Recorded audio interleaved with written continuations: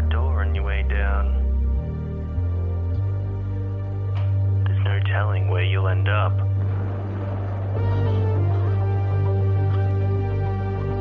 Can you make it through? To the night's end. I'll see you soon.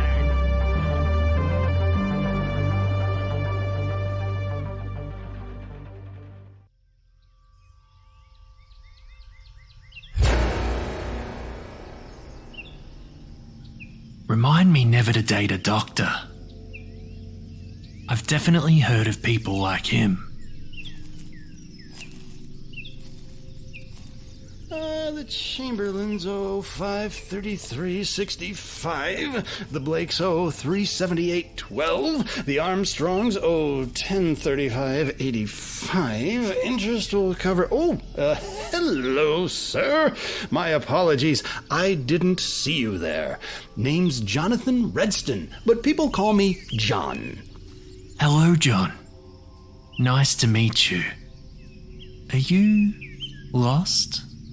I was just heading to work. Lots of transactions today. You know how it is. A banker's work is never done.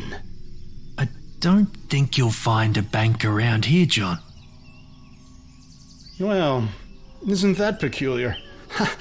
I must have taken a wrong turn somewhere along the line. Yes. Well, it is strange seeing a man in a suit tramping through a meadow. Curious. Well, I must continue, sirs. I have a very important appointment with the High Priestess. She is not known to tolerate tardiness. High Priestess?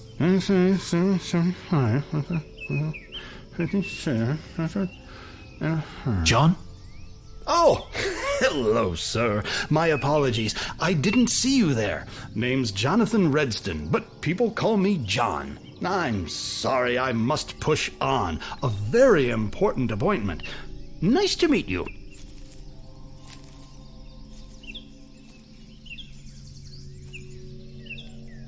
So, that was weird. Why do all the people we meet here appear to be a bit mad? You're probably onto something there. There is more than meets the eye here. Let's keep going. I'm sure something will reveal itself when it's ready.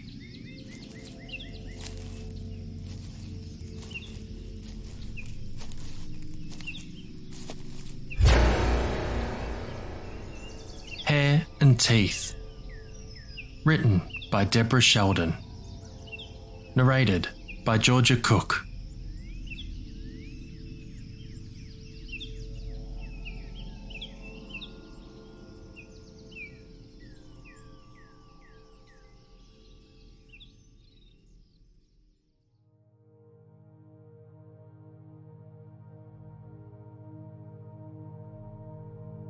Blood. So much blood. It runs out of Elaine's body for weeks at a time, soaking through sanitary pads at a rate she has never experienced before in her life. Some days, on bad days, she can sit on the toilet and listen to her menstrual blood hit the water in a steady drizzle. She is constantly lightheaded, woozy, ready to drop.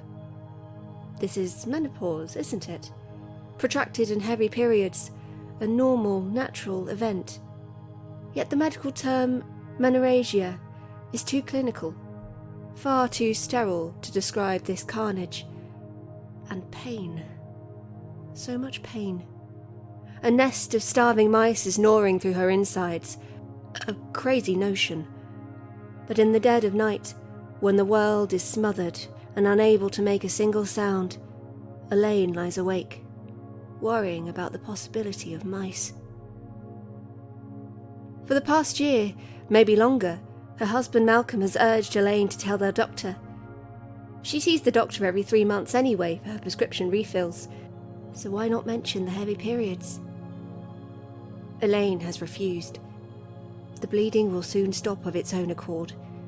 After all, she is 51. How much longer can her exhausted ovaries keep going? But when the blackened clots begin slipping out of her, raw and slick, plump, as engorged as chicken livers, Elaine panics and makes an appointment. Tests follow, invasive tests. And now, here she sits in her doctor's office, waiting for the results.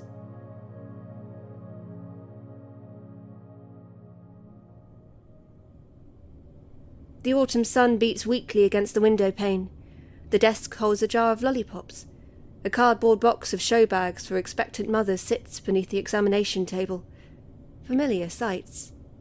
Elaine has come here for some 26 years, ever since her one and only pregnancy. Her daughter is grown up now, married and gone, long gone. The doctor stares at his computer monitor. One fat hand clasps the mouse, clicking, scrolling. The other hand cups his double chin. He was slim once, back in the day. A chubby finger, preoccupied, taps at his teeth. Elaine shifts in the chair, waiting, perspiring, bleeding. The doctor steals glances at her as he reads the test reports. Time crawls by. Elaine bites her lips, clenches her toes inside her shoes. The doctor's eyes squint, widen as if in shock. Squint again. Clearly he can't believe the information on the screen. Elaine's stomach clenches. It's mice. A nest of mice, chewing, hollowing her out. If only Malcolm were here. But he's at work. He's always at work.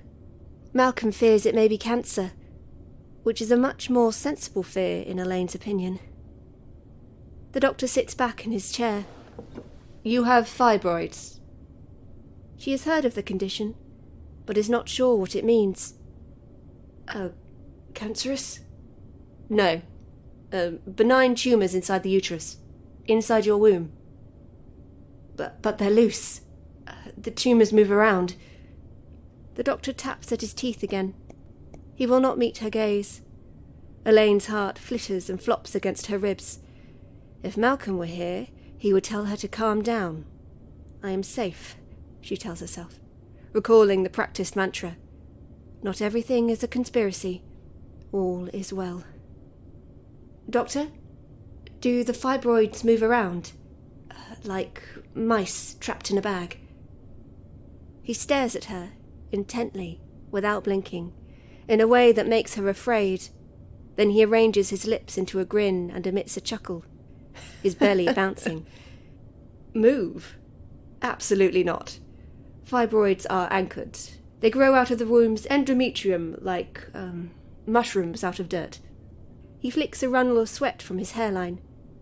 The uterus is very swollen, about the size of a 5-month pregnancy. It'll be a hysterectomy, I'm afraid. Hysterectomy? Elaine stiffens in the chair. Her womb taken out? That special place where she grew her only child, to be excised, thrown away without care into a medical waste bin. Elaine clenches her jaw to stop the tears from rising. Yet the pain prowls around, nipping and munching. A clot slithers out. No. Elaine cannot keep living like this, bleeding like this. Her mice-filled womb is trying to kill her. She knows this to be true. All right, she says, smiling, smiling, smiling. Yes, a hysterectomy. The doctor pecks, two-fingered, at the computer keyboard. I'm referring you to a gynecologist named Smith. Elaine's smile dies. Why can't I see my regular gyno? The printer sounds. The doctor withdraws the page and hands it over. She takes it, blindly. No, I'm sorry. I want my regular gyno. The doctor regards her from the corner of his eye. How are your meds? Still keeping all those strange thoughts under control? She nods, scrunches up the referral, stuffs it into her handbag. I can always increase the dosages, hanging his forefinger over the keyboard again. Double doses might help? No, I'm fine, thank you. Elaine stands, releasing a hot flood. If she doesn't change her sanitary pad now, right now, It will overflow. Dizzy, she crosses the room and scrabbles for the doorknob. In a rush, the doctor says, Your fibroids aren't mobile. What you're experiencing is referred pain. The tumours can't move. It's impossible. Do you understand? She glances around. The doctor's sweating face is set. A vein pulses in his temple. Both meaty hands are clenched. Liar. She is onto him. But she must not let him know that she knows. Yes. Thank you. Elaine backs out of the room. I understand completely.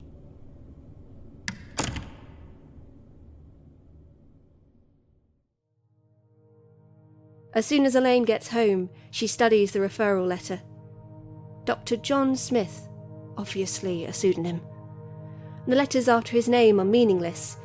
MBBS, FRCOG, Franskog, DDU. Yet what can Elaine do? Keep bleeding to death? She has a sherry. It is 10:39 a.m. She drinks another.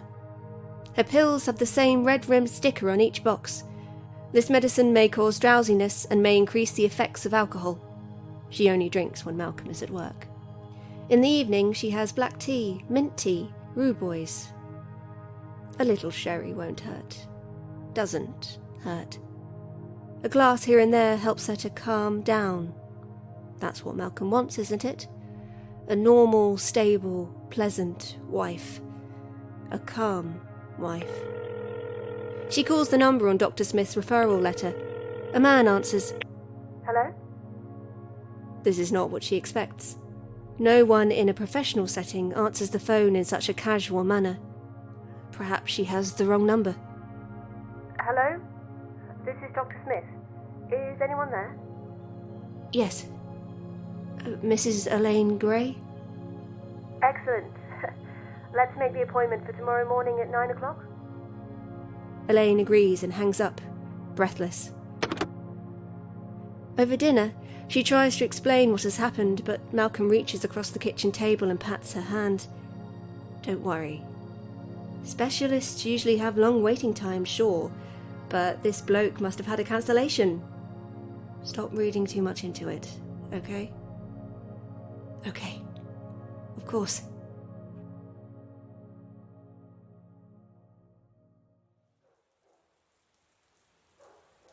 Dr. Smith's clinic is located in the midst of a tacky strip of shops. Wedged between a tattoo parlour and a Felice sign is a door bearing the weathered inscription of Dr. John Smith, Women's Health, by appointment only. Elaine hesitates. Perhaps she should leave. But the tearing pains in her womb change her mind. As it turns out, these pains are not caused by hungry mice. Last night in bed, kept awake by the chomping and chewing, she had a vision of the actual culprits. Limbless and eyeless little monsters, round as meatballs, purplish black and tufted with random crops of hair, equipped with teeth. How they got inside her womb, she has no idea. Elaine pushes against Dr. John Smith's door. It opens onto a dusty, musty smell and a single flight of carpeted stairs. She climbs. Atop the landing, there is no waiting room, no receptionist. Nothing but a plain wooden door. She clutches her handbag to her swollen abdomen, clenches her toes against her shoes. Blood and clots run from her in an endless fall, soaking the sanitary pad. Spots dance in her vision. This ordeal must end. It has to end. She will rid herself of the multitudes, of the hair and teeth. Otherwise, the monsters will chew right through her womb and escape. Kidneys, liver, pancreas. No organ would be safe. Her doctor must have foreseen the possibility in her test results. That would explain his nervous tic. The tapping of incisors, the side eye, the sweating, and his referral to the mysterious Dr. John Smith. Medical treatment for monsters requires a special doctor, an outlier, a surgeon with his office crammed between a tattoo parlour and a Felice sign, a gynecologist without clientele, a receptionist. Elaine knocks. Seconds pass. Hello? The plain wooden door opens. A man peeks his head out. It is a sleek head, with greased black hair combed into perfectly straight and even rows, like an empty tilled field. His dark eyes shine. He smiles with his lips closed. Elaine is small, barely 5 feet tall, but this man is smaller. Much smaller. He wears a charcoal suit, white shirt, red tie. Dr. Smith? He opens the door and ushers her inside with the wave of a child-sized hand. As he retreats, Elaine takes in the room. An examination table, 2 chairs, a desk. There is nothing on the desk. No computer, no jotting pad, no pen. Elaine's shoulders tighten even more. The start of a headache squeezes her scalp. She sits opposite Dr. John Smith. He is smiling. His face is narrow and pointed, as if swept back from the nose.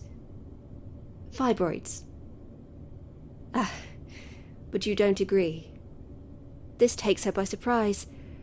She doesn't know how to respond. Tell me what you think they are.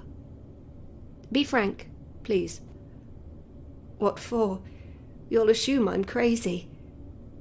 Somber, Dr. John Smith shakes his pinched little head and gestures for her to speak. All right, she lifts her chin. At first I thought my womb held a nest of mice. Mice? He nods, mulling it over. And now? Now I know it holds monsters. Dozens of them. Monsters with hair and teeth.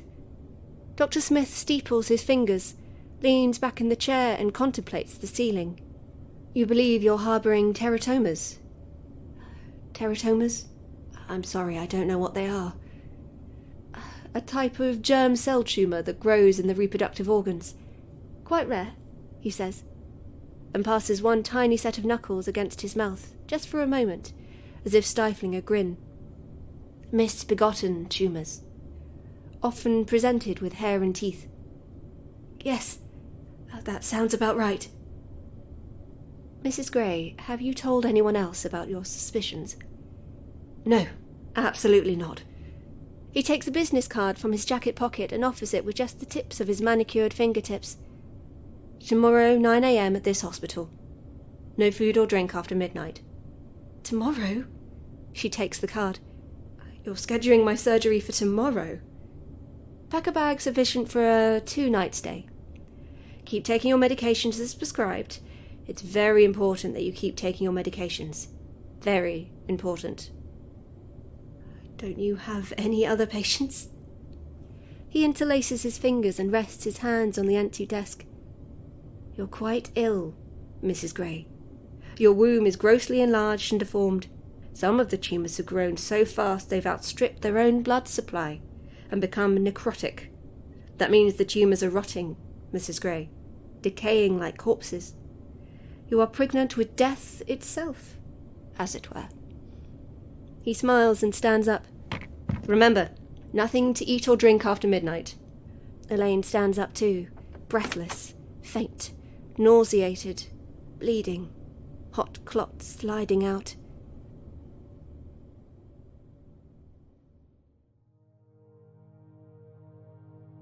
Over dinner, Malcolm pats the back of her hand. Well, Dr. Smith must have had a cancellation.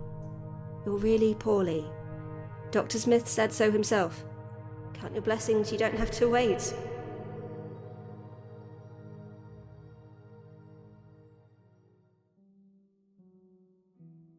The hospital turns out to be a suburban brick veneer. Instead of gardens, there is asphalt for parking. The morning is bright and cloudless, glaring. Elaine clutches the handles of her valise, biting her lip, as Malcolm steers their car into one of the many vacant spots and cuts the engine. Ordinary houses where people live are on either side of the hospital. In fact, the whole street is full of ordinary houses. It's a private clinic. This is how they tend to look out here in the suburbs. Calm down, would you please? Stop chewing the inside of your cheek. In the pre-surgery waiting room, behind a drawn curtain, Malcolm folds her clothes for her, ties the straps of her hospital gown, helps pull the compression stockings over her feet and up her knees. He is whistling through his front teeth all the while. Aren't you scared? People can die during surgery. Don't be silly. You're in good hands. Elaine stares at her husband very carefully. It was Malcolm who encouraged her to see the GP in the first place. Malcolm who reassured her about Dr. Smith's deserted consulting room and unfilled surgery schedule. Malcolm who is sitting next to her, whistling a jaunty tune, now searching through a stack of magazines for something to read. No, she must be logical. Soon she will bleed no more, not ever again. Her womb will be gone, thrown away. That is a good thing. I am safe, she tells herself. Not everything is a conspiracy. All is well. She stops staring at her husband. Instead, she looks around the room. It must have been a lounge room originally, back when the hospital was a family home. There are 3 other booths, each one with its curtain drawn back, each booth empty. Elaine clenches her toes against the linoleum floor, over and over and over again. The nurse comes in. It is the same woman from the reception desk. Ready? No. Elaine has changed her mind. She doesn't want to do this anymore.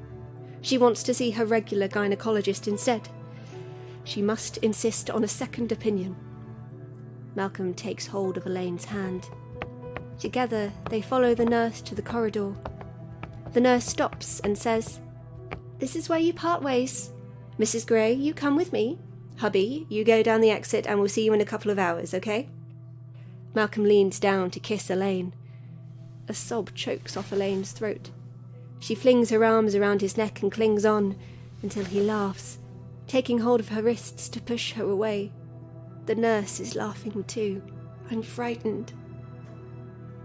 "You'll be fine," Malcolm says, and leaves.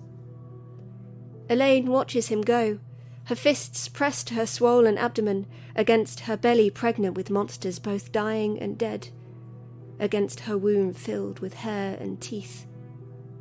"Come along," the nurse says. Elaine trails behind, crying, hiccuping on sobs. She turns a corner and stops. There is a gurney with metal side rails, a half-dozen people in green or blue scrubs. As one, they all look at her and smile with closed lips. None of them seem to mind or even notice that Elaine is weeping. A child steps forward. No, not a child, but Dr. John Smith. She didn't recognize him at first in his scrubs, with the cap covering the greased ruts of his hair. He is rubbing his palms together, the skin making a dry whisking sound, his dark eyes shining with anticipation and delight. Everyone stands very still, motionless. "Sorry, I'm just a bit scared," Elaine whispers, embarrassed, thumbing away tears. No one says anything. Their cold, perfunctory manner allows her to regain control. She is helped onto the gurney. The anaesthetist puts a cannula into the back of her hand. The monsters gnaw and rind and gnash. Elaine feels weak. Not long now. Not long. A couple of women push the gurney into another room. This is the theatre. It has an enormous light fixture with many bulbs hanging from the ceiling. Trolleys covered in stainless steel equipment, machines on carts, a central table. The window looks out onto a clothesline. The women help Elaine to lie on the table. Someone puts a mask over her nose and mouth. Compressed air hisses out of it. The air smells like rubber and medicine. Someone else puts a syringe into the cannula in her hand and depresses the plunger. A sickly dropping sensation, like the downward swoop of a roller coaster, surges through Elaine and momentarily stops the monsters from biting, catching them, like her, by surprise. "Well, that feels weird," Elaine says, and closes her eyes for a moment. She opens them. The pain is excruciating, agonizing. It gnaws and mauls and flails widely throughout her body, violent and wrenching, taking her breath. She tries to bring her knees to her chest, but it's too feeble. A wail breaks from her throat. Relax. Calm down. Elaine gasps, blinks. She is in a different room. The operation must be over. Her rotting uterus should be in a medical waste bin. Writhing, she cries, "Help me! Please, help me!" "Calm down," intones the voice again. This time she recognizes Dr. Smith. She forces her eyes open. The entire surgical staff is arranged around her bed, watching her. Dr. Smith stands at the foot of the bed, grinning. Elaine tries to lift her head. "Why didn't you take out the monsters? Why did you let them loose?" The teeth are roaming, unchecked, chewing rabidly at her bowels, biting her diaphragm in frantic search for heart and lungs, gnawing through muscle to burrow down into each thigh. The operation was a success. Congratulations. He looks around at his team. They look back at him and at each other. Elaine clutches her abdomen. "The pain. I can't stand it." "Relax. You're in good hands." His hands are clasped to his chest as if in joy. The team members grip the metal side rails of the bed. Their hands are white-knuckled. No one touches her. Smiling with closed lips, silently. They watch her as she winces, thrashes, struggles. Elaine understands now. Too late, as the unleashed monsters tear and rip through her guts. But she is not safe. Everything is a conspiracy. All is not well.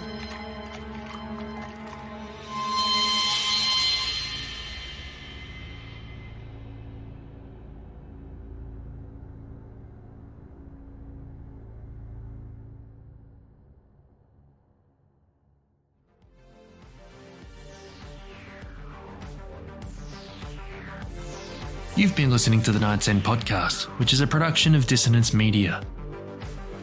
Hair and Teeth was first published in Aurealis number 113, August 2018, and was written by Deborah Sheldon. It was also selected for Year's Best Hardcore Horror, Volume 4, April 2019. For more information, head to the link in the description. Award-winning author Deborah Sheldon writes stories, novellas, and novels across the darker spectrum of horror, crime, and noir. Visit her at deborahsheldon.wordpress.com. Deb's latest releases include the novella Man Beast and the collection Liminal Spaces. This episode was narrated by Georgia Cook. Georgia is a writer, illustrator, and voiceover artist from London. She can be found on Twitter at Georgia Cooked and on her website, georgiacookWriter.com. Jimmy Horrors was performed by James Barnett. Johnathan Redston was performed by the one and only Falconetti. This episode was edited and produced by James Barnett. If you would like to support the podcast and would like early access to episodes, access to exclusive episodes, and also access to exclusive merch, why not support us on Patreon at patreon.com/nightsendpodcast. Or if you're so inclined, please leave us a 5-star rating and a review, as it helps us reach more people. And as always, stay horrific, everyone.